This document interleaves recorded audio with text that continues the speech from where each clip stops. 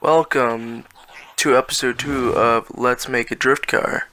In this episode, we're going to be making the Hummer Alpha H3 into a drift car. This is going to be an interesting build since I'm keeping this car a diesel since this is so heavy. We're going to need that extra torque. So we're going to have to deal with those really low RPMs. So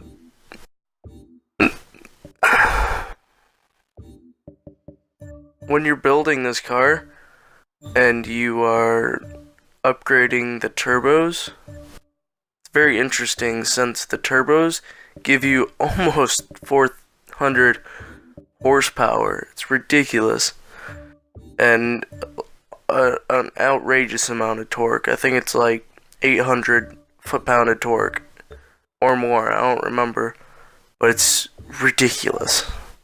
The seat right there, ridiculous. A little bit more, but yeah. And so this car is very hard to drift. Let's just get that out of the way. It's not only hard to drift since it's so heavy, it's those RPMs that since it's so low, and that power curve right there, where since it's so heavy, or since the turbo is causing most of the power and the torque, you get wicked bad turbo lag to the point where you can't even move when you're after standing still.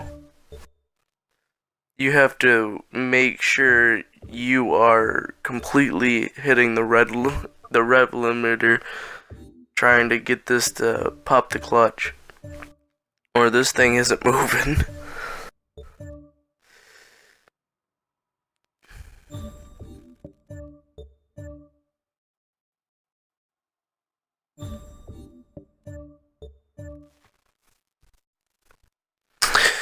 Sorry for not putting up a video yesterday, but I just didn't have the time. I'm gonna try and make sure I'm uploading pretty frequently. I know I said at least once a week I'd like to upload, but I really want to get once a day down. After I do that, then it'll become a routine, and I'll make sure I can make time for YouTube. But right now I'm 15, and I'm pretty much just focusing on school. Midterms just passed. That was making me a bit anxious. Yes, this car sucks off the line, as you can tell. So, going into this, I'm just saying that this... Oh yeah, I forgot to tune it.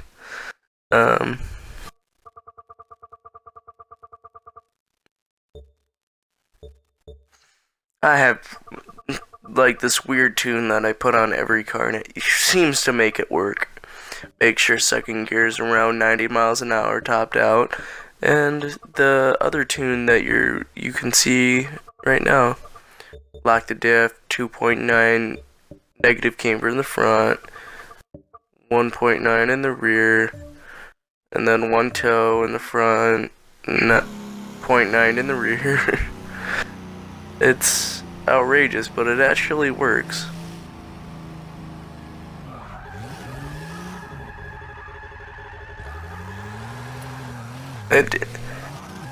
Even though this is pretty hard to drift, it's pretty resilient in the way if you mess up, it's not gonna make you completely wipe out, but it'll put you in its place if you are going around a long corner like that.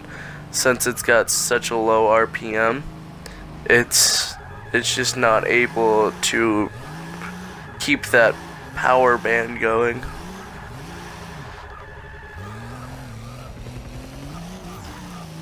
As you can tell right now, it's pretty difficult to get going around these corners, but I guess once you get the hang of it, it'll work better. And right here, I'm gonna show you how hard it is to get moving after you stop it.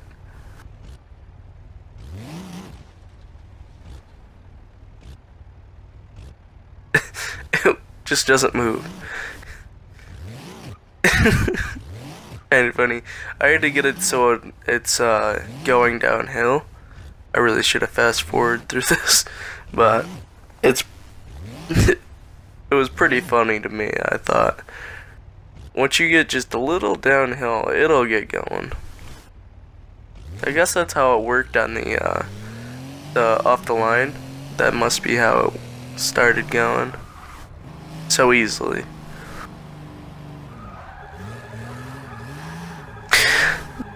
Even, yeah, like I said, even though it's such a bad sorry to say, but this is a bad drift car.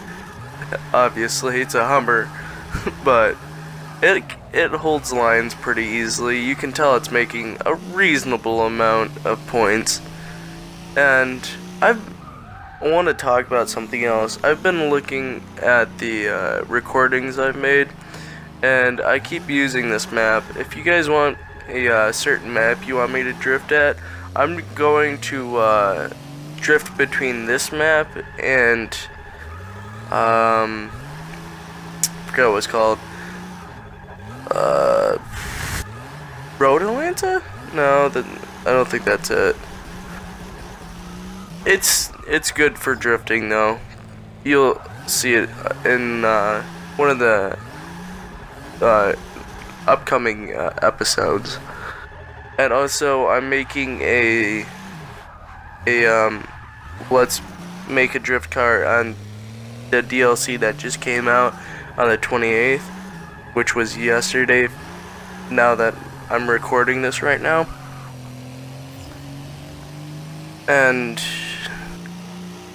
the Aztec in the DLC was pretty fun. It's weird because it's a really heavy car, but it works. It's not a ridiculous drift car. Well, it is, but it's not ridiculously hard to drift. Yeah, you can tell it's working it right there, but as soon as you go into this corner right here, it can't do it.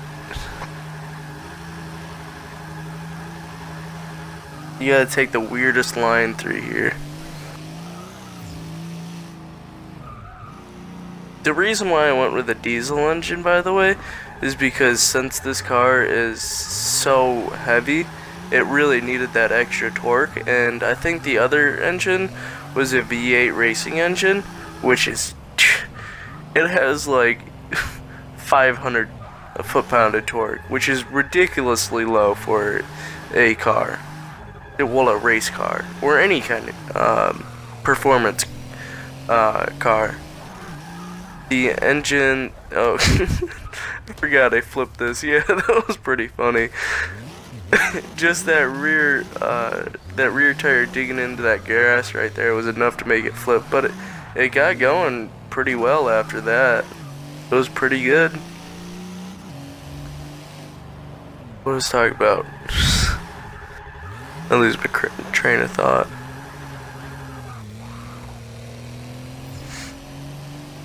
Yeah, but this car is pretty good on the drifting aspect, but whatever.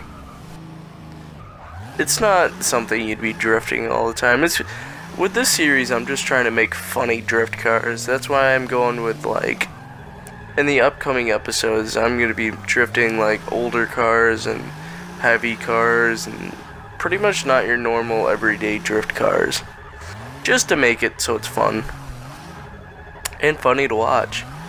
But this is coming to an end, guys. I would like to say goodbye, and I would extremely like to say thanks for watching.